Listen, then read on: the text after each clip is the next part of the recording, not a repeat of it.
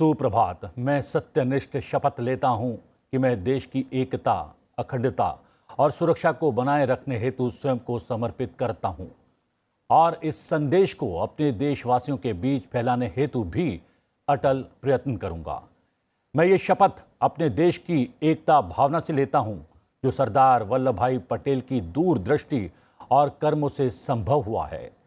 मैं अपने देश की आंतरिक सुरक्षा सुनिश्चित करने हेतु अपना योगदान देने का भी दृढ़ संकल्प लेता हूं।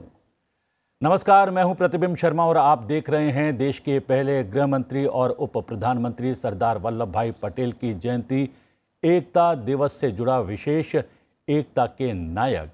और मेरे साथ स्टूडियो में मौजूद हैं जाने माने इतिहासकार मक्खन लाल जी।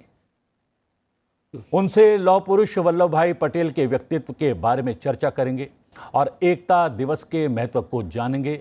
साथ ही आपको लेकर चलेंगे स्टैचू ऑफ यूनिटी केवड़िया, जहां प्रधानमंत्री नरेंद्र मोदी की उपस्थिति में एकता दिवस मनाया जा रहा है। लेकिन सबसे पहले नजर डाल लेते हैं सुप्रभात की हेडलाइंस पर।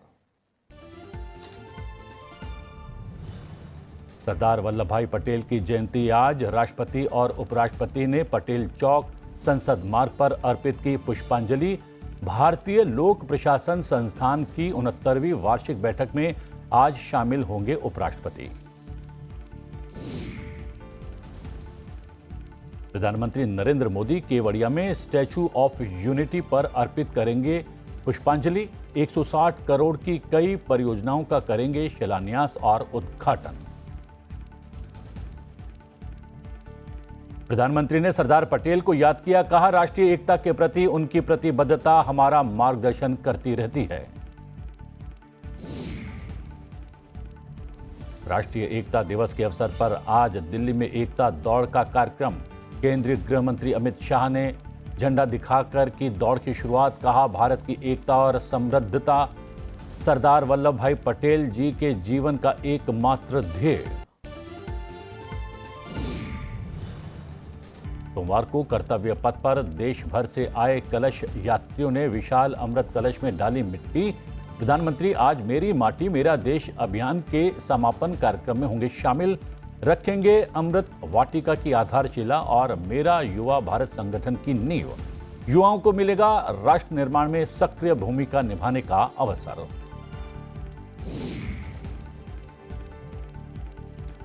संविधान सदन में लोकसभा सचिवालय का नो यूर लीडर कार्यक्रम। श्रद्धांजलि कार्यक्रम में होगी युवाओं की भागीदारी। युवाओं को संबोधित करेंगे लोकसभा अध्यक्ष ओम बिरला।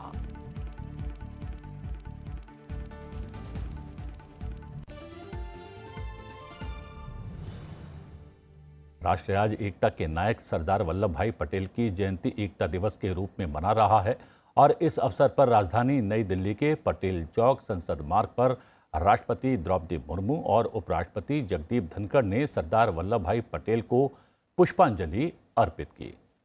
इस अवसर पर केंद्रीय गृह और सहकारिता मंत्री अमित शाह भी उपस्थित थे। केंद्रीय गृह मंत्री ने भी लौह पुरुष को श्रद्धांजलि अर्पित की। आप देख सकते हैं ये तस्वीरें उस समय की जब राष्ट्रपति द्रौपदी मुर्मू श्रद्धा सुमन अर्पित कर रही हैं सरदार वल्लभ भाई पटेल को। उनके पश्चात उपराष्ट्रपति जगदीप धनखड़ ने भी पुष्पांजलि अर्पित की। आज पूरा देश लौह पुरुष सरदार वल्लभ भाई पटेल की जयंती को एकता दिवस के रूप में मना रहा है और उसके पश्चात आप देख सकते हैं केंद्रीय गृह मंत्री अमित शाह, उन्होंने भी सरदार वल्लभ भाई पटेल की तस्वीर पर पुष्पांजलि अर्पित की और उनको याद किया, नमन किया। और पूरा देश सरदार वल्लभ भाई पटेल को, जिन्होंने देश को एकता के सूत्र में पिरोया, उनको याद कर रहा है। प्रधानमंत्री नरेंद्र मोदी और लोकसभा अध्यक्ष ओम बिरला ने सरदार पटेल की जयंती पर उन्हें याद करते हुए एक्स पर पोस्ट किया है। प्रधानमंत्री ने कहा है कि हम उनकी अदम्य भावना, दूरदर्शिता और असाधारण समर्पण को याद करते हैं, जिसके साथ उन्होंने हमारे देश की नियति को आकार दिया। राष्ट्रीय एकता के प्रति उनकी प्रतिबद्धता हमारा मार्गदर्शन करती रहती है। हम उनकी सेवा के सदैव ऋणी रहेंगे। लोकसभा अध्यक्ष ने लौह पुरुष सरदार वल्लभ भाई पटेल की जयंती पर उन्हें शत शत नमन करते हुए कहा कि उनके कुशल प्रशासनिक कौशल, असाधारण धैर्य तथा दूरदर्शिता ने राष्ट्र को एक सूत्र में पिरोने में अति विशिष्ट भूमिका निभाई। स्वतंत्र भारत के निर्माण में उनका अद्वितीय योगदान पीढ़ियों तक स्मरणीय रहेगा। हम आपको बता दें कि प्रधानमंत्री नरेंद्र मोदी आज गुजरात के केवड़िया में स्टैचू ऑफ यूनिटी पर पुष्पांजलि अर्पित करेंगे। इसके बाद राष्ट्रीय एकता दिवस समारोह का आयोजन होगा। प्रधानमंत्री केवड़िया में कई परियोजनाओं का शिलान्यास और उद्घाटन भी करने वाले हैं। इसके बाद लगभग 11:15 बजे वो आरंभ 5.0 में 98वें कॉमन फाउंडेशन कोर्स के अधिकारी प्रशिक्षुओं को संबोधित करेंगे। आरंभ का 5वां संस्करण विघटन की शक्ति का दोहन विषय पर आयोजित किया जा रहा है।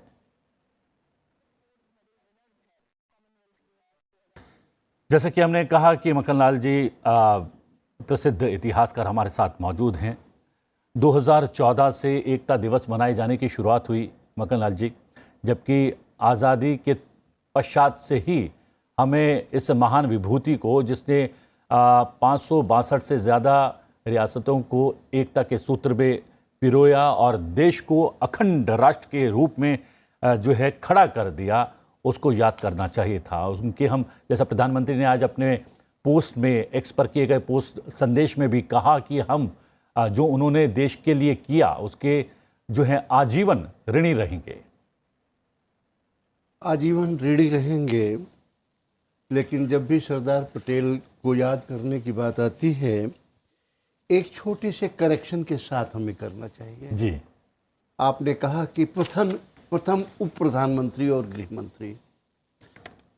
यह बात लीगली सही है या इलीगली सही है, लेकिन सत्य बात तो यह है 29 अप्रैल 1946 के दिन कांग्रेस कमेटी ने, मतलब किसी और ने नहीं, कांग्रेस कमेटी ने उन्हें अपना निर्विरोध अध्यक्ष चुना था। और इसका मतलब ये था कि 19 कांग्रेस कमेटीज़ ने 29 अप्रैल 1946 को सरदार पटेल को भारत का प्रथम प्रधानमंत्री चुना था, क्योंकि तब तक ये निश्चित हो चुका था कि जो व्यक्ति ये अध्यक्ष चुना जाएगा कांग्रेस का, उसे शपथ दिलाई जाएगी। सरदार पटेल के साथ यह भी जोड़ना चाहिए था कि पहले ऐसे नेता हैं जो निर्विरोध चुने जाने के बावजूद भी शपथ नहीं लेने दिया गया। और उसके पीछे कारण भी इस पब्लिक को जानना चाहिए। जितनी भी इतिहास की पुस्तकें हैं, भारतीयों द्वारा लिखी गई, बाहर के द्वारा लिखी गई, आपको यकीन दिलाते हैं सिवाय 2 पुस्तकों के इस बात का कहीं जिक्र नहीं है कि 29 अप्रैल को सरदार पटेल चुन लिए गए थे। रफ़ी अहमद किदवई, मौलाना आज़ाद, इन लोगों ने गांधी जी से कहा ये ठीक नहीं है, जवाहरलाल नेहरू कांग्रेस छोड़ देंगे, क्योंकि वो नंबर 2 पे, नंबर 3 पे काम नहीं करेंगे। और जवाहरलाल नेहरू को कतई स्वीकार्य नहीं है कि उनके अलावा कोई और प्रधानमंत्री चुना जाए। गांधी जी ने तब सरदार पटेल को बुलाया। उन्होंने रियलाइज़ किया कि ये बहुत ही ज़्यादा क्रूशियल टाइम है। अगर ऐसे में कांग्रेस टूटी, जवाहरलाल नेहरू अलग हुए, क्या हो जाएगा। सरदार पटेल से कहा कि तुम्हारे लिए तो पद महत्वपूर्ण नहीं है, तुम्हारे लिए तो देश महत्वपूर्ण है। सरदार पटेल ने गांधी जी की इस बात को मान के अपने को वापस ले लिया। तो इस देश को ये जानना चाहिए, किताबों में ये करेक्शन किया जाना चाहिए, पाठ्य पुस्तकों में करेक्शन किया जाना चाहिए कि निर्विरोध चुने गए जो प्रधानमंत्री थे वो सरदार पटेल थे। पंडित जवाहरलाल नेहरू को कांग्रेस ने नहीं, बल्कि गांधी जी ने अपॉइंट किया था। अपॉइंटेड प्राइम मिनिस्टर थे जिन्हें सबने स्वीकार किया। एक तो ये इतिहास की बात है। एक इसमें एक और एडिशन है कि अपना ये संदेश कि आपको अपना नाम वापस ले लेना चाहिए प्रधानमंत्री पद के लिए, महात्मा गांधी ने केवल एक चिट पर लिखकर वो संदेश भेजा था? नहीं, मात्र ना, चिट पर जो लिखा था जी, वो जवाहरलाल नेहरू को लिखा था। अच्छा। जवाहरलाल नेहरू जब मिलने गए जी, तो गांधी जी ने चिट पे लिखा, Sardar has been chosen by unopposed by 12 Congress committees, Pradesh Congress committees. जी। You have not been nominated by anyone. और तो ये रफ़ी अहमद किदवई साहब और मौलाना आज़ाद ने जो संदेश प्रेषित किया गांधी जी को, वो क्या नेहरू जी के मैसेंजर के तौर पर प्रेषित मैसेंजर के किया तौर पे गए क्या, थे? और नेहरू जी के द्वारा दिया गया ये संदेश था? नहीं, नेहरू जी के मैसेंजर की तरफ गए थे। आप इस घटना को जरा क्रम से समझिए। नॉमिनेशन इनवाइट किया जाता है। उस जमाने में 15 कांग्रेस कमेटीज थी जिनको ये अधिकार था कि वो अपने कांग्रेस अध्यक्ष चुनेंगी। यह भी निश्चित हो गया था कि जो कांग्रेस अध्यक्ष बनेगा वही प्रधानमंत्री की शपथ लेगा। तो उस जमाने में 15 कांग्रेस कमेटी थी। 15 में से 12 ने सरदार पटेल को नॉमिनेट किया, 3 ने किसी को नहीं किया, मतलब 12 वर्सेस नील। इसके बाद गांधी जी से मिलने जवाहरलाल नेहरू आते हैं। वो चिट लिख के दिया जाता है कि you have not been nominated by anybody, Sardar has been nominated by 12 unopposed. Nehru कोई जवाब नहीं देते। एग्जैक्ट वर्ड है स्टोइक साइलेंस, एकदम चुप सन्नाटा, और उठ के वो चले जाते हैं। उसके बाद रफ़ी अहमद किदवई आते हैं कि जवाहरलाल नेहरू सेकंड पोजीशन नहीं लेंगे और वो कांग्रेस छोड़ देंगे, तोड़ देंगे। ये 29 अप्रैल शाम के 5 बजे की बात है, मैं कर रहा हूं 1946 में। तो हमें कभी कभी सरदार पटेल को उन चश्मों से ऊपर उठ के तथ्यों के आधार पर देखना पड़ेगा, गुलामी के आधार पर नहीं। लेकिन सत्य तो ये है कि जो शपथ लेता है प्रधानमंत्री वही कहलाता है। नहीं, मैंने तो ये नहीं कहा। मैंने तो ये नहीं कहा। जब ये कहा जाता है, मेरा प्रश्न इससे आगे, लेकिन इसको पूरा कर दें। मैंने ये नहीं कहा कि सरदार पटेल ने शपथ ली, मैंने कहा कि जब ये कहा जाता है कि वो अनअपोज्ड प्रधानमंत्री चुने गए, ये तथ्य गलत। ये तथ्य जी, अनअपोज होने के बावजूद भी सरदार वल्लभ भाई पटेल ने क्यों तक नहीं की? राष्ट्रपिता महात्मा गांधी के जो है सलाह को या संदेश को मान लिया, तो उनके व्यक्तित्व का किस प्रकार से वो परिचायक है? ये बहुत बड़ा परिचायक ये है कि सरदार पटेल के लिए देश महत्वपूर्ण था, देश के लिए काम करना महत्वपूर्ण था, न कि कोई एक कुर्सी, न कि कोई एक कमरा। और उन्होंने करके दिखाया, गृह मंत्री के तौर पर देश के पहले करके दिखाया। और जहां भी आगे बातचीत करेंगे हम लोग, और जहां भी ये बात पड़ी कि देश महत्वपूर्ण है या किसी एक व्यक्ति, 2 व्यक्ति और 5 व्यक्तियों का ओपिनियन, सरदार पटेल ने वो सब इग्नोर किया और देश को आगे रखा। इसीलिए कई बार मौके आए, राजगोपालाचारी गवर्नर जनरल थे या लॉर्ड माउंटबेटन गवर्नर जनरल थे, जवाहरलाल नेहरू प्राइम मिनिस्टर थे, लेकिन किसी की परवाह नहीं की। उन्होंने बात तक नहीं किया कुछ इश्यूज पे। आज जो भारतवर्ष, जो भौगोलिक भारतवर्ष आप देख रहे हैं, जो राजनीतिक भारतवर्ष देख रहे हैं, वो सिर्फ एक और एक व्यक्ति की देन है, वो है सरदार पटेल। चलिए, उस वक्त जो हुआ सो हुआ, नहीं, इतिहास का हिस्सा है। जो हुआ वो हुआ। जी जी, हमें इतिहास नहीं भूलना चाहिए। मेरा कहने का मतलब इतना है। मेरा कहने का मतलब यह है कि उसके पश्चात 1947 से लेकर दशकों तक उस जो है राजनीतिक दल की सत्ता रही, जिससे जुड़े रहे सरदार वल्लभ भाई पटेल और पंडित नेहरू दोनों, है ना। लेकिन 2014 में एक अवसर ऐसा आया जब बाकायदा उनके कार्य को और जो देश को एकता के सूत्र में पिरोया सरदार वल्लभ भाई पटेल ने, उसको जो है कहीं ना कहीं परिचय दिया गया, उसको पहचाना गया और उसको एकता दिवस के रूप में जो है याद करने का सिलसिला शुरू हुआ। इतना समय क्यों लग गया? इसके पीछे एक कारण है। मैं इतिहास का विद्यार्थी होने के नाते ये कह सकता हूँ, सारी समस्या ये आई जब इतिहासकारों ने भी इस बात में होड़ ले ली कि सारी की सारी उपलब्धियां इस देश की एक परिवार, एक व्यक्ति के फाउंडर के पीछे है। उसके बाद चाहे सरदार पटेल हों, चाहे राजा जी हों, चाहे नेताजी सुभाष चंद्र बोस हों, सबको भुलाने की प्रक्रिया शुरू की गई। राजा जी की बात अलग है, लेकिन सुभाष बोस भी देश छोड़ के जा चुके थे, कभी वापस नहीं आ पाए, थे कि नहीं थे। सरदार पटेल का कंट्रीब्यूशन अनपैरेलल है। लेकिन उसे भी मिटाने की पूरी कोशिश की गई। जैसा मैंने कई बार कहा है कि इतिहास बहुत निर्मम होता है, वेरी क्रूएल, और इतिहास को जरा सा भी मौका मिलता है तो अपने वास्तविक स्वरूप में आकर आपके सामने खड़ा हो जाता है, और उस समय इतिहास आपको दैत्य नजर आता है, इसलिए कि उसके सामने सब बौने हो जाते हैं। 1914 इतना लंबा साल लगा, जवाहरलाल नेहरू ने खुद को भारत रत्न दे दिया, मिसेस गांधी ने खुद को भारत रत्न दे दिया। किसी को ये नहीं याद आया कि जिसने भारत बनाया उसको भी याद कर लीजिए भाई।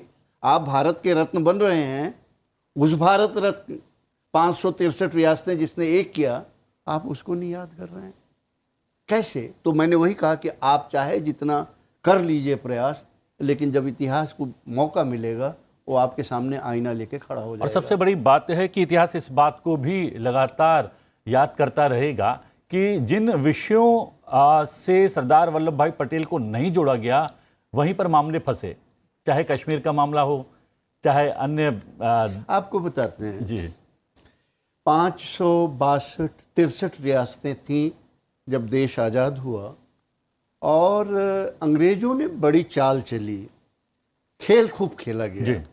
खेल ये खेला गया कि साहब हमने तो रियासतों के साथ एक समझौता किया था पैरामाउंट सी की, यानी हम जब वो हमारे अंडर में हैं, हम शासक हैं, लेकिन हम जब भारत छोड़ेंगे तो उन्हें आज़ाद कर देंगे।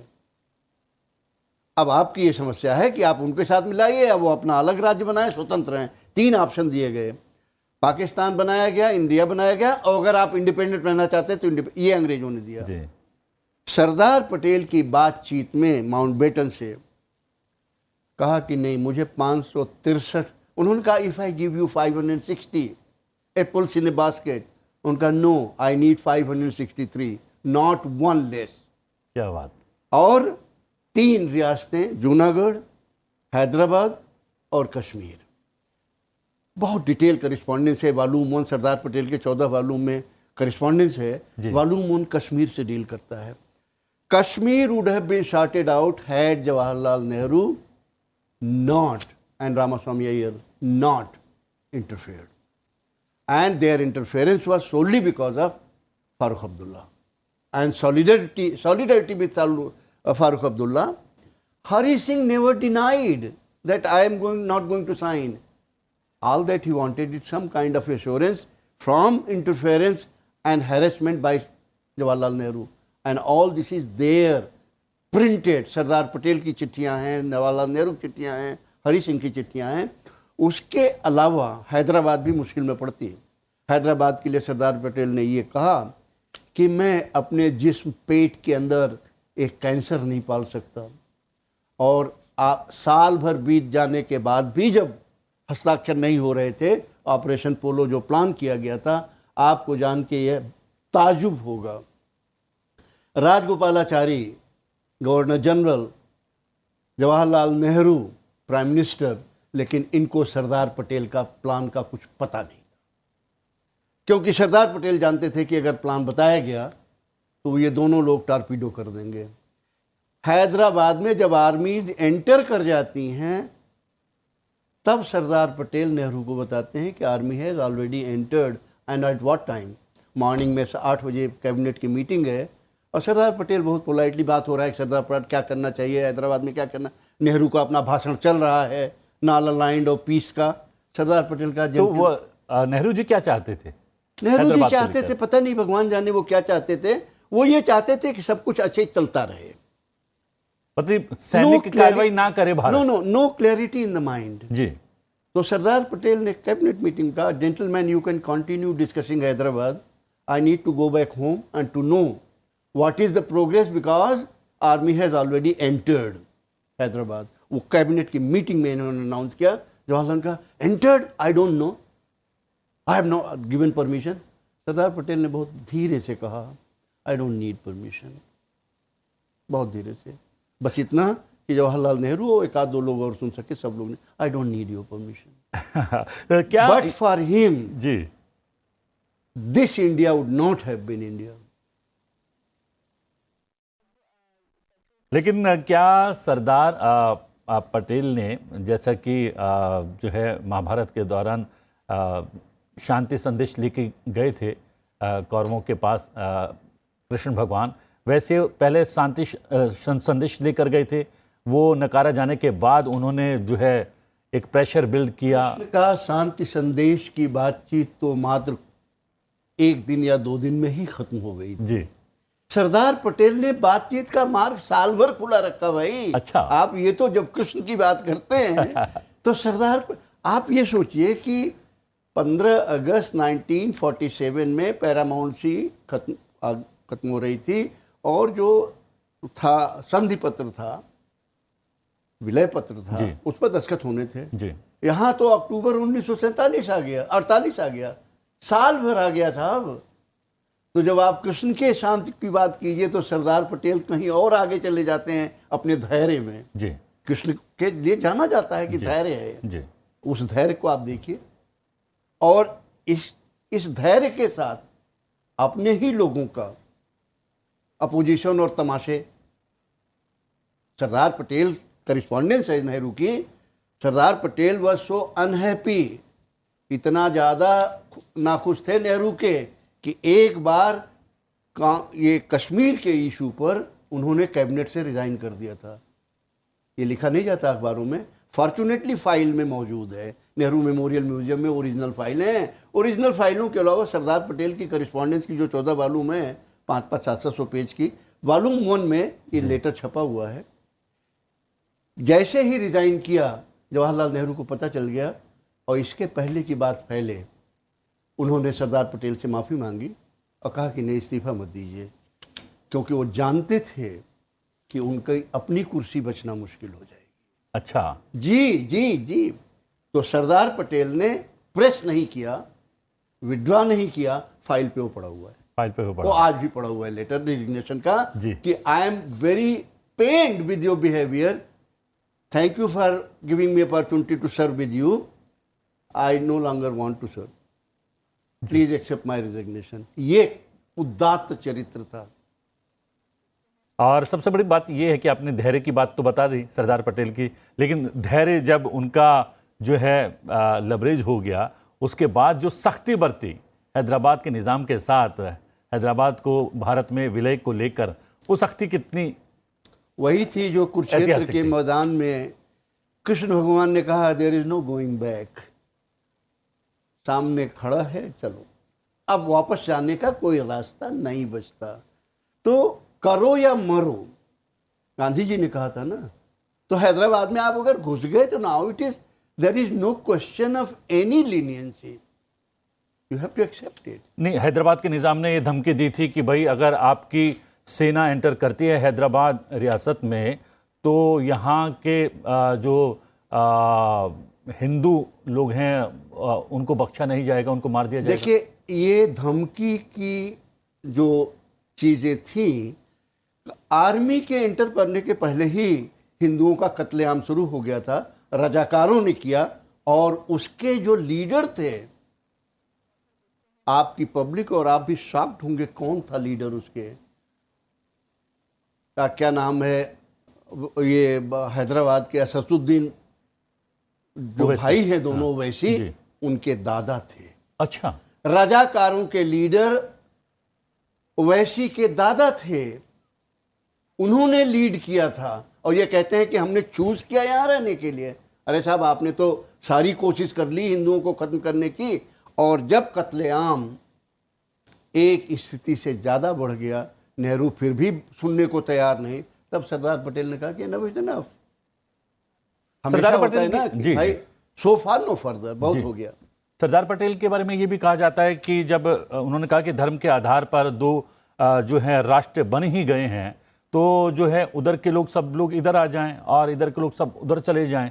क्या बात सही है? एक बात 100% सही है, क्योंकि मैं इस बात में ऐड ऑन ये करना चाह रहा हूं कि नेहरू जी का भी मैं एक बीबीसी पर पुराना इंटरव्यू देख रहा था, तो उन्होंने भी कहा था कि बार बार की लड़ाई झगड़ों से हम लोग तंग आ गए थे, बेजार हो गए थे, तो इसीलिए हम लोगों ने पार्टीशन को स्वीकार किया।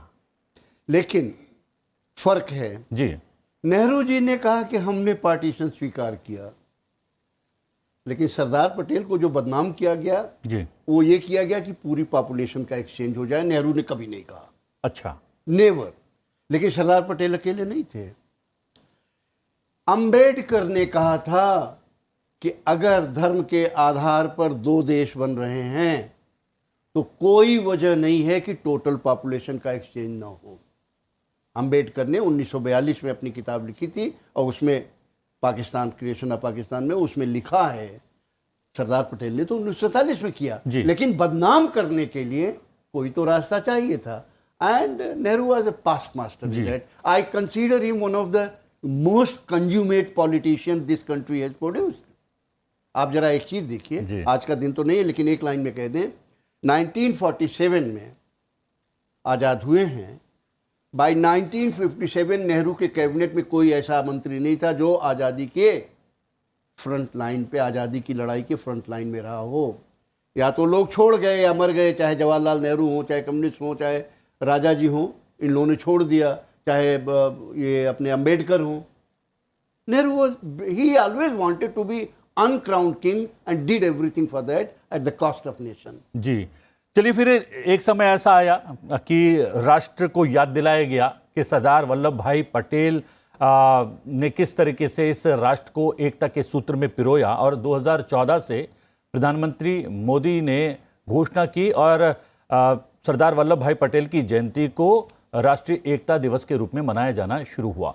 कुछ लोग समानता भी देखते हैं सरदार वल्लभ भाई पटेल और प्रधानमंत्री नरेंद्र मोदी के व्यक्तित्व में। देखिए, दो चीज़ों की समानता हर लीडर की अपनी क्वालिटी होती है जी। इतिहासकार होने के नाते मैं ये कहूँगा कि मैं कंपेयर तो नहीं करूँगा, ये दोनों के साथ जाती होगी। सरदार पटेल की बात नहीं कर, दोनों के साथ, दोनों की अपनी अपनी उदात्त चरित्र है, दोनों का अपना अपना उदात्त चरित्र है, दोनों का अपना विजन है, दोनों किसी से कम नहीं है। लिहाजा मैं कंपैरिजन नहीं करूंगा, इतना जरूर करूंगा फैसले लेने में, बड़े बड़े निर्णय जैसे 370 धारा हम बचपन से सुनते आए हैं। दोनों का उदात्त चरित्र है। मैं इतना जरूर कहूंगा कि मोदी का जो बहुत बड़ा कंट्रीब्यूशन ये देश याद रखेगा, चाहे जीएसटी हो, चाहे 370 हो, चाहे तमाम पब्लिक योजनाएं 9 साल से जो चल रही हैं, जिसने देश का फेस बदल दिया। लेकिन बड़ा कंट्रीब्यूशन ये है, नेहरू ने, मोदी ने इस देश को याद दिलाया आप कहाँ से चले थे, आपके साथ कौन था, किसको भुला दिया गया, आप उसे जरा याद करिए। क्या बात है। आप जहाँ से चले थे, आपको जिसने ये पूरी जियोग्राफी दे दी, आपको जिसने ये देश इस स्वरूप में दिया, आप उसे भूल गए।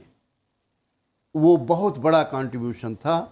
सरदार पटेल को स्टैचू ऑफ लिबर्टी और इंडिया गेट पे नेताजी, देश कभी नहीं भूलेगा। सबसे बड़ी बात यह है कि जिस विराट व्यक्तित्व के मालिक थे सरदार वल्लभ भाई पटेल, जो है वो स्टैचू ऑफ यूनिटी जो है विश्व की सबसे ऊंची जो है मूर्ति के रूप में सामने आई है। यानी कि उनके विराट व्यक्तित्व को कहीं ना कहीं जो है मूर्त रूप दे दिया है उस मूर्ति के रूप में प्रधानमंत्री ने। एक बात बताएं, बात बहुत कुछ इशारों में भी की जाती है।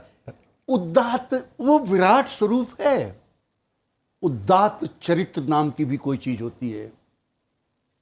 सरदार पटेल अहमदाबाद में एक, या कहाँ का है किस्सा जी, कोर्ट में बहस कर रहे हैं, डाकिया आता है, एक टेलीग्राम देता है, खोल कर पढ़ते हैं, मोड़ कर जेब में रख लेते हैं, अब बहस चालू रखते हैं।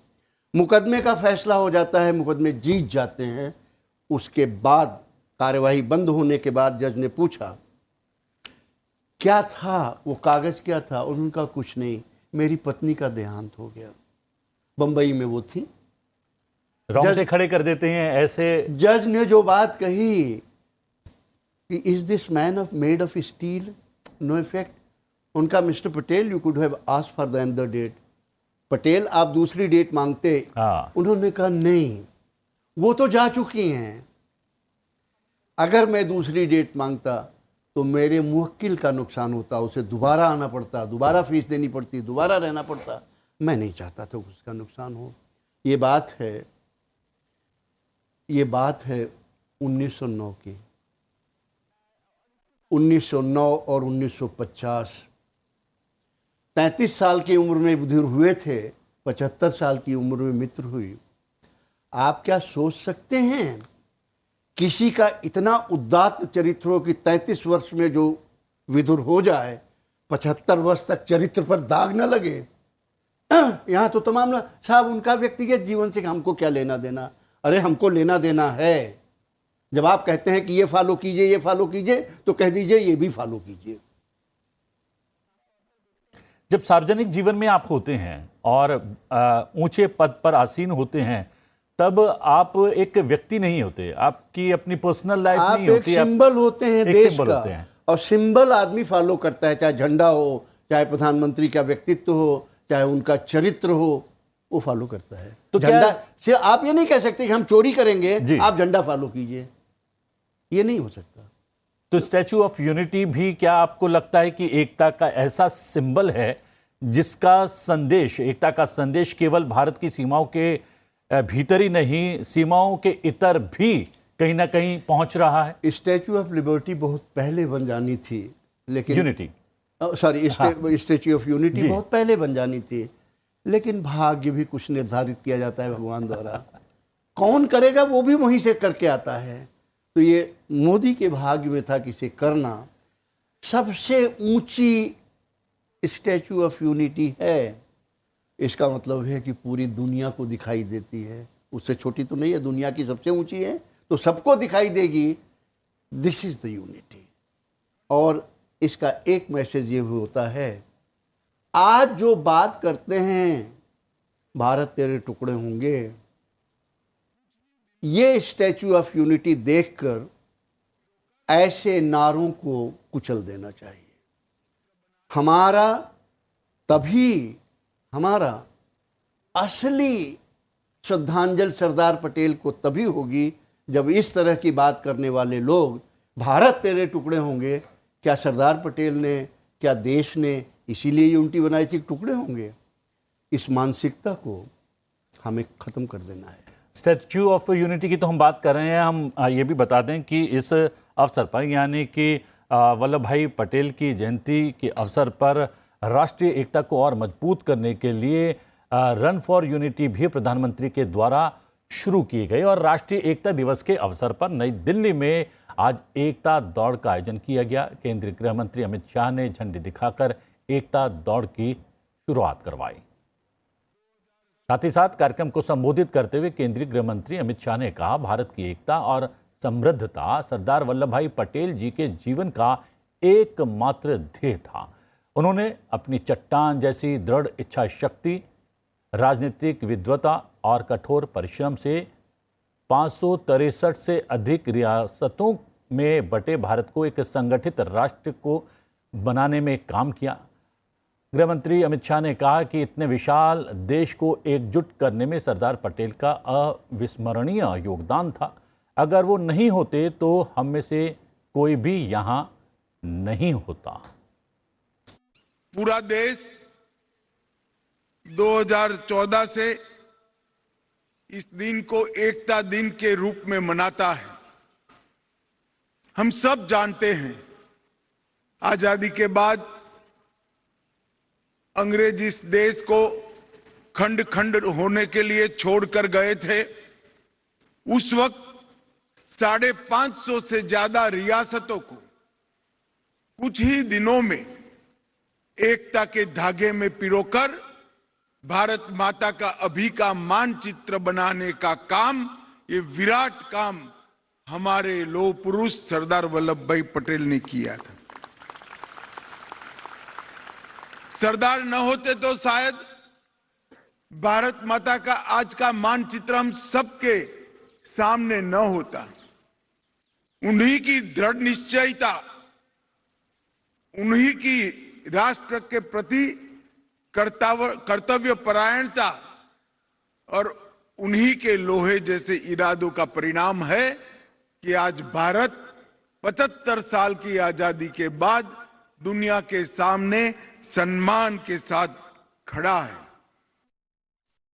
और हम आपको बता दें कि गृह मंत्री अमित शाह ने इस अवसर पर सभी को एकता की शपथ दिलवाई और जो शपथ हमने इस कार्यक्रम की शुरुआत में ही आज ली है। जब हम कोई शपथ लेते हैं तो कितनी महत्व रखती है कोई शपथ, या फिर वो खाना पूर्ति होती है या सचमुच उसके कोई मायने होते हैं?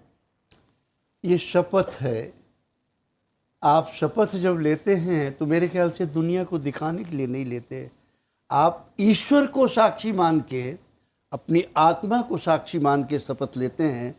शपथ का मतलब सिर्फ इतना है, आप उसे तन मन धन से मानेंगे और उसका पालन करेंगे। हम ये नहीं कहते कि दुनिया को दिखाने के लिए नहीं किया जाता।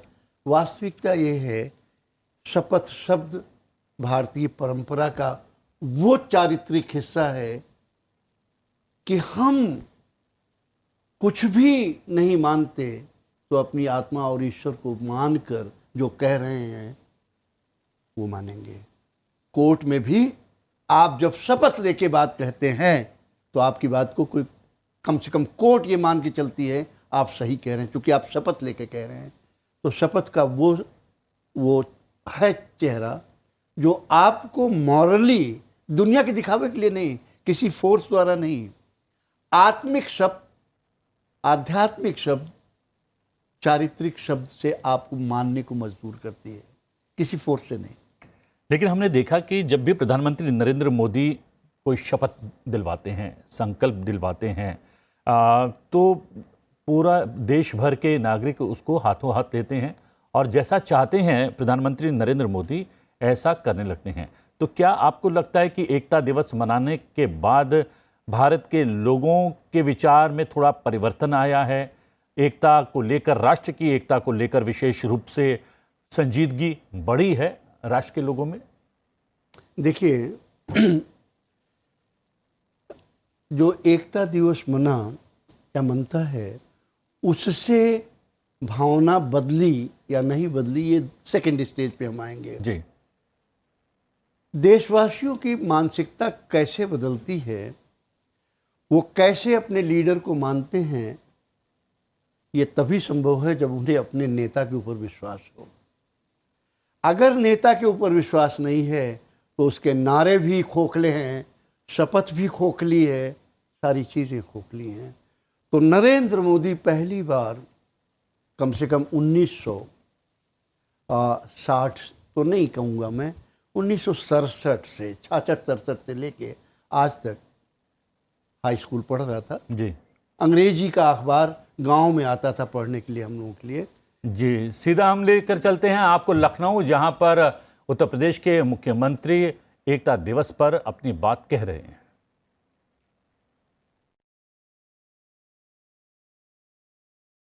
उनके प्रति कृतज्ञता ज्ञापित कर सके, इस दृष्टि से 31 अक्टूबर की तिथि को राष्ट्रीय एकता दिवस के रूप में आयोजित करना प्रारंभ किया।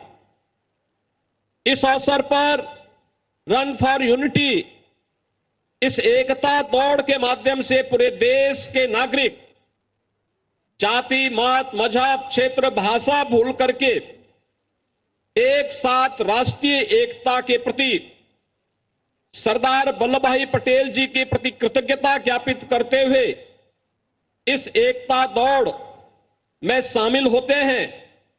और आज ये विधान भवन से लेकर के केडी सिंह बाबू स्टेडियम तक की एकता दौड़ भारत की एकता और अखंडता को सुदृढ़ बनाने के लिए हम सबके दृढ़ प्रतिज्ञा का हिस्सा बन सके, इस देश से हम सब यहां पर उपस्थित हुए हैं। इस अवसर पर मुख्य अतिथि के रूप में आदरणीय रक्षा मंत्री जी, जो स्वयं लखनऊ के लोकप्रिय सांसद भी हैं, वे स्वयं यहां पर इस एकता दौड़ में शामिल होने के लिए आए हैं। मैं इस अवसर पर उत्तर प्रदेश शासन और आप सबकी ओर से उनका हृदय से स्वागत करता हूं, अभिनंदन करता हूं। भाइयों बहनों, यह राष्ट्रीय एकता दौड़ हम सबको पूरे देश के अंदर किसी भी प्रकार के वाद से ऊपर उठ करके अपने राष्ट्र और प्रधानमंत्री में जिस तरह से केवड़िया में उनका कार्यक्रम है उससे जी हाँ, विभिन्न कार्यक्रम हो रहे हैं देश भर में आज एकता दिवस के अवसर पर, और हम एकता की बात कर रहे थे। उत्तर प्रदेश के मुख्यमंत्री योगी आदित्यनाथ जी के उद्बोधन से पूर्व हम बात कर रहे थे कि क्या सचमुच जब कोई दिवस मनाया जाता है तो उसका क्या नागरिकों पर, देश के लोगों पर असर पड़ता है, क्या उनका व्यवहार बदल जाता है या बदल गया? कोई भी जब दिवस मनाया जाता है, वही हम लोग बात कर रहे थे। सबसे बड़ी बात है कि जब एकता दिवस की बात की जा रही है, जीएसटी की बात की जाती है, किसी भी तरह के निर्णयों की बात की जाती है, पब्लिक मानती है नहीं मानती है, ये डिपेंड करता है कौन सा नेता। जी, प्रधानमंत्री भी आप जो हैं कार्यक्रम स्थल पर पहुंच गए हैं। केवड़िया का हम जिक्र कर रहे थे और सीधा लेकर चलते हैं केवड़िया स्टैचू ऑफ यूनिटी और देखते हैं प्रधानमंत्री वहां पर क्या कुछ कह रहे हैं। जिस तरह से कहा जाता है, युवाओं का आह्वान करने वाले, साथ ही साथ अन्याय के विरुद्ध खड़ा रहने की जो एक विशिष्ट हम मान सकते हैं उनमें क्वालिटी थी, जिसको लगातार उन्होंने ये कहा कि कैसे भारत को डायलॉग के जरिए, कूटनीति के जरिए, कॉन्फिडेंस बिल्डिंग मेजर्स के जरिए एकता के सूत्र में पिरोया जा सकता है। प्रधानमंत्री ने लौह पुरुष सरदार वल्लभ भाई पटेल को सोशल मीडिया एक्स पर भी अपने विचारों के प्रति श्रद्धा सुमन अर्पित की और आज उनकी 48वीं जयंती है। प्रधानमंत्री यहाँ श्रद्धा सुमन अर्पित करते हुए स्टैच्यू ऑफ यूनिटी में। ये अद्भुत और आप देख रहे हैं स्टैच्यू ऑफ यूनिटी गुजरात, जो कि एकता नगर, और ये विहंगम दृश्य आप देख रहे हैं। हाँ, देखिए वो विहंगम दृश्य वहां से आ रहे हैं जिसकी हम बात कर रहे थे। आप देख सकते हैं प्रधानमंत्री Narendra Modi statue of unity पर नमन करते हुए, श्रद्धा सुमन अर्पित करते हुए प्रधानमंत्री नरेंद्र मोदी, और लगातार हम बने रहेंगे इस कार्यक्रम पर और दिखाते रहेंगे वहां से सीधी तस्वीरें इस वृद्ध कार्यक्रम की, और हम अपनी चर्चा भी लगातार जारी रखेंगे। और जाने माने इतिहासकार मक्खनलाल जी हमारे साथ मौजूद हैं। हम लोग बात कर रहे थे शपथ दिवस के असर की। वही बात हो रही थी कि किसी भी बात का, शपथ का हो, किसी प्रोग्राम का हो, किसी नारे का हो, पब्लिक तभी विश्वास करती है जो उसे नेता की ऊपर विश्वास है इस बात का कि जो व्यक्ति ये कह रहा है वास्तव में बेहद ईमानदारी से कह रहा है। मैं कह रहा था कि 1900 मतलब क्रेडिबिलिटी होनी चाहिए। 1966-67 से लेके आज तक जी, मात्र 2 नेता ऐसे आए हैं जिनको पब्लिक ने आंख मूंद के विश्वास किया है, लाल बहादुर शास्त्री और मोदी जी। क्योंकि जब भी नेता कोई बात कहता है पब्लिक तभी फॉलो करेगी जब वो ये जानता है कि ये ईमानदारी से बात कर रहे हैं, ये खुद भी इसे मानेंगे, अलग नहीं हटेंगे। ये नहीं हो सकता कि आप दिन में गांधी जी की समाधि के पास बैठकर 4 घंटे कहिए कि उपवास पर बैठे हैं और उपवास पर आने से पहले छोला भटूरा खा लें ठूस के और 4 घंटे उपवास के बाद जाके बिरयानी खाएं। ये नहीं चलता। यानी क्रेडिबिलिटी होनी चाहिए, क्रेडिबिलिटी रहेगी, आपकी बात सुनी जाएगी। जी, किसी भी इतिहासकार को तभी आप बुलाएंगे, तभी देश मानेगा जब वो तथ्यों के साथ बात करे, न कि लफाजी के साथ। जी, क्रेडिबिलिटी अर्न करना पड़ता है, देता कोई नहीं। ये भारत की हम देख रहे हैं कि परंपराओं में नहीं है कि इतनी विशाल मूर्तियों का निर्माण आमतौर पर नहीं हुआ है। क्या विश्व की सबसे बड़ी मूर्ति के रूप में सरदार वल्लभ भाई पटेल की प्रतिमा केवड़िया में बनाना, क्या उसके पीछे कोई संदेश, कोई सोच, कोई विचार? नहीं, देखिए भारत की परंपरा में मूर्तियां बनाना बहुत है, विशाल विशाल मूर्तियां भी हैं। अच्छा, भोजपुर में शिवलिंग है 14 फीट और उसका जो सरकमफ्रेंस है 10-12 फीट है। आकांक्षा और महत्वाकांक्षा की बात होती है। तमाम सूर्य का जो मूर्ति है जो कोणार्क के मंदिर में थी वो 14-15 फीट ऊंची थी। तो मूर्तियां बनाते थे, लेकिन जैसे जैसे समय बीता है वैसे वैसे आकांक्षाएं बढ़ती हैं, महत्वाकांक्षाएं बढ़ती हैं। प्रश्न है कि स्टैचू ऑफ लिबर्टी भी बनी, उसके पहले तो अमेरिका में कुछ नहीं था, है कि नहीं? यानी कि संभ्रांत हो रहा है देश, विकास की गति पकड़ रहा है देश, उसका भी परिचायक है। संभ्रांत हमेशा से रहा है जी। ऋग्वैदिक काल से आज तक हम दुनिया के सबसे संभ्रांत, लेकिन एक 1200 लेकिन बरस का हमारी एक- महत्वाकांक्षाएं और हमारी इच्छाएं समय के अनुरूप आगे बढ़ रही हैं, ये बड़ी बात है। और स्टैचू ऑफ यूनिटी हमारी इस महत्वाकांक्षा, हमारी इस आशा और हमारे इस विश्वास का प्रतीक है कि हम इसी तरह से आगे बढ़ सकते हैं, ऊंचे उठ सकते हैं और ऊंचे उठ सकते हैं। एक तो ये संदेश होता है सीधे तौर पर कि जो व्यक्तित्व है, जिसकी प्रतिमा या मूर्ति स्थापित की गई है, बनाई गई है, उसके विचार जो हैं प्रेषित हों। और दूसरा जो होता है कि संभ्रांत, मैंने जिस राष्ट्र और देश की बात कही है कि अलग अलग देशों से, 7 समंदर पार से उस जो है विशाल जो है प्रतिमा को, स्टैचू को देखने देश विदेश के लोग आएँ और देखें कि भारत में जो है मूर्ति कला का भी अपना एक अलग दर्शन है, और जिस व्यक्तित्व की प्रतिमा या फिर मूर्ति स्थापित की गई है उसका स्वरूप कितना विराट था। देखिए, 2 चीज़ें हैं। सारी दुनिया से लोग आज देखने आ रहे हैं जी, क्योंकि वहाँ स्टैचू है, स्टैचू ऑफ यूनिटी है। सबको फिर जिज्ञासा होती है कि कौन है ये व्यक्ति, ये कौन है, इनका क्या कंट्रीब्यूशन है, और इसीलिए म्यूजियम भी बना, पार्क भी बना। लेकिन इस विराटता को एक और एंगल जोड़ दीजिए, जो वास्तविकता है। मोदी ने नहीं बनाया, मोदी ने इनिशिएट किया, मोदी ने आगे बढ़ाया। लेकिन अगर आपको याद हो, उन्होंने हर घर से चाहे 2 ग्राम ही लोहा हो, छोटा सा टुकड़े हो लोहे का, आप दान दीजिए। उस स्टैचू ऑफ लिबर्टी यूनिटी में आपके द्वारा दिए गए लोहे का इस्तेमाल होगा। इस तरह से उन्होंने इसके निर्माण में पूरे देश को जोड़ दिया। आपके घर से भी एक छोटी सी लोहे की चाकू ही खराब, जिसे आप इस्तेमाल नहीं करते, जंग पड़ी किसी कोने में पड़ी थी, कहते हैं ना, चलो भाई इसी बहाने कुछ पुण्य कमा लो, तो उस छोटे से जंग चढ़े चाकू से भी आपने उस स्टैचू में अपना योगदान दे दिया।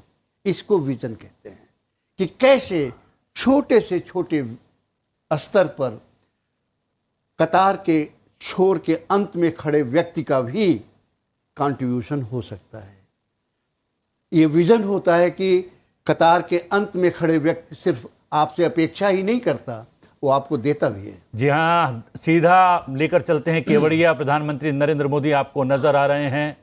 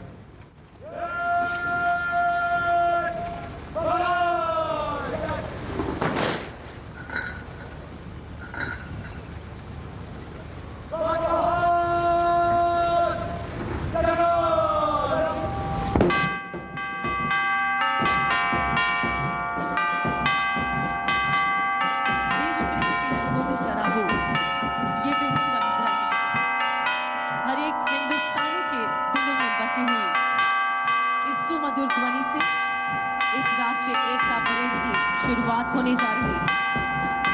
राज्य पुलिस एवं केंद्रीय पुलिस बलों के ये ध्वज जो हमारे तिरंगे की सच्ची ताकत है, इन आजाद खुली हवाओं में लहराते हुए ये 54 ध्वज अपने आप में कई वीर गाथाओं को समेटे हुए देश की एकता एवं अखंडता के लिए समर्पित है। पूज्य सरदार के अखंड भारत के स्वप्न एवं आदरणीय प्रधानमंत्री जी के एक भारत श्रेष्ठ भारत के जज्बे को हिंदुस्तानियों के सीने में जिंदा रखने हेतु संकल्पबद्ध है।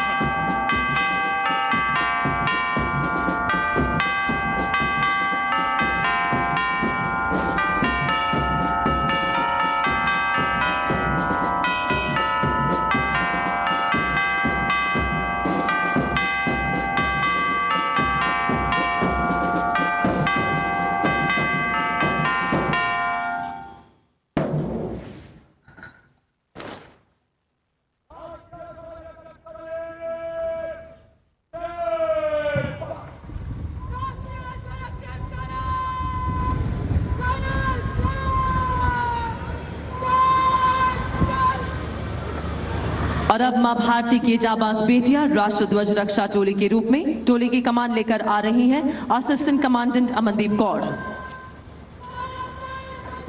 राष्ट्रध्वज के आगमन पर हम सभी अपने स्थान पर खड़े होंगे, वर्दीधारी सैल्यूट करेंगे।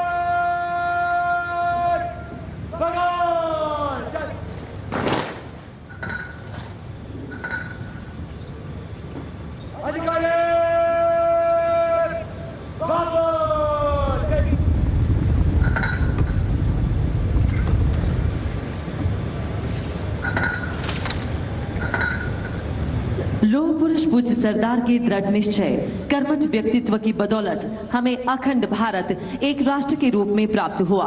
भारत की एकता की यही भावना हिंदुस्तान के कण कण में अविरत रहे, ऐसे उद्देश्य के साथ माननीय प्रधानमंत्री श्री नरेंद्र मोदी जी ने राष्ट्रीय एकता दिवस मनाने का निर्णय किया। तो आज इस राष्ट्रीय एकता परेड में माननीय प्रधानमंत्री महोदय से विनम्र निवेदन करते हैं कि वे उपस्थित हम सभी के साथ पूरे भारतवर्ष को एकता की शपथ दिलवाएं। हम दाहिना हाथ ऊपर कर शपथ दोहराएंगे।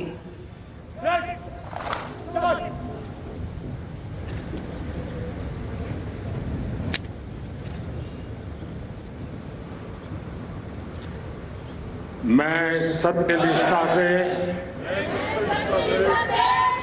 शपथ लेता हूं कि मैं राष्ट्र की एकता,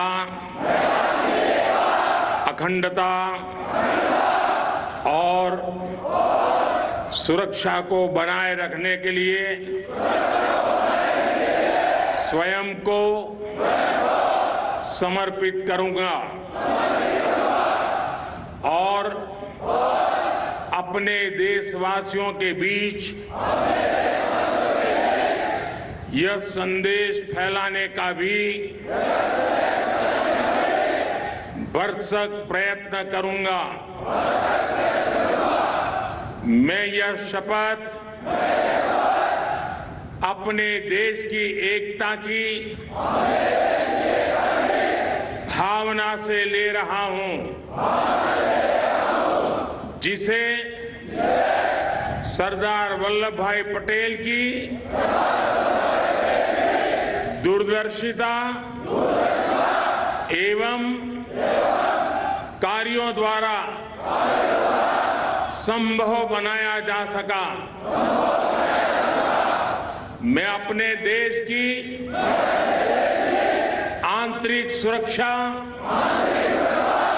सुनिश्चित करने के लिए अपना योगदान करने का भी सत्यनिष्ठा से संकल्प करता हूं। भारत माता की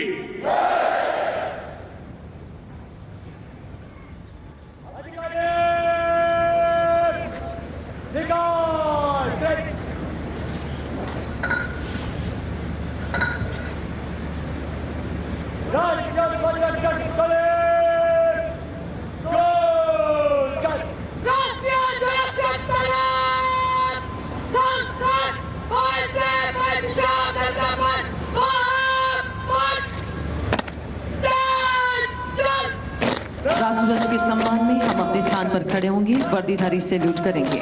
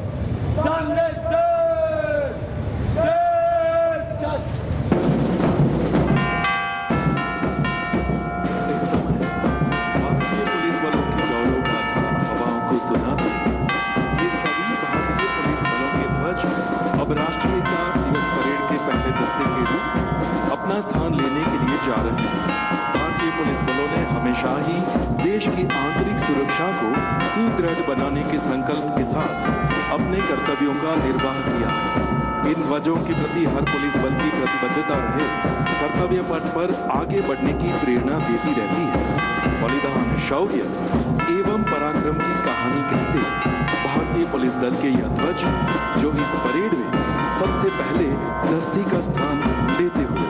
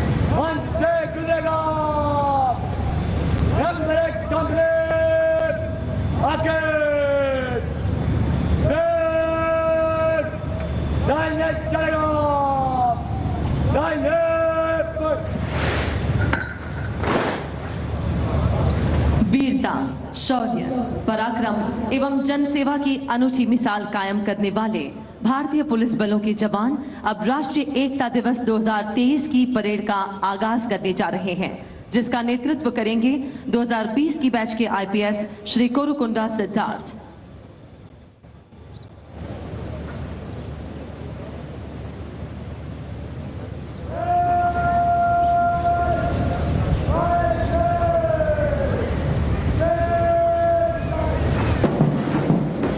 अनुशासन एवं कर्तव्य परायणता की नई कहानी लिखने के लिए दृढ़ संकल्प के साथ कदम से कदम मिलाकर सलामी मंच की ओर अग्रसर हो रही है हमारे जाबाज सिपाहियों की ये परेड। इस एकता परेड में सभी राज्यों के पुलिस बलों को सम्मिलित होने का अवसर मिले, इसलिए सभी राज्यों को 5 जोन में रखा गया है और हर जोन के एक राज्य इसमें शामिल हुए हैं। यह क्रम प्रति वर्ष चलता रहेगा। इस बार भारतवर्ष के तमाम राज्यों के 17 एनसीसी डायरेक्टरेट से एनसीसी कैडेट भी इस परेड में शामिल है। इस परेड की कप्तानी करते हुए 2020 की बैच के युवा आईपीएस और वर्तमान के एएसपी दाहोद श्री कोरुकुंडा सिद्धार्थ। और अब सर्वप्रथम भारतीय पुलिस बलों के 54 ध्वजवाहकों का दस्ता परेड में सबसे अग्रसर।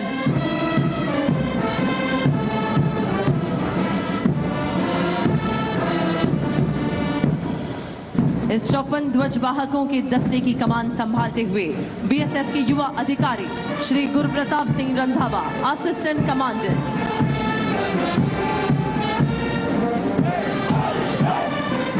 जीवन पर्यंत कर्तव्य की अवधारणा के साथ गर्व से आगे बढ़ता अब है सीमा सुरक्षा बल का यह दस्ता। 193 बटालियन तथा 2.5 लाख से भी ज्यादा कर्मियों के साथ विश्व का ये है सबसे बड़ा सीमा प्रहरी बल, जिसके कमांडेंट है रविंदर सिंह चौहान। और अब आंध्र प्रदेश सत्यमेव जयते के उद्घोष के साथ आ रहे हैं आंध्र पुलिस के ये दस्ता।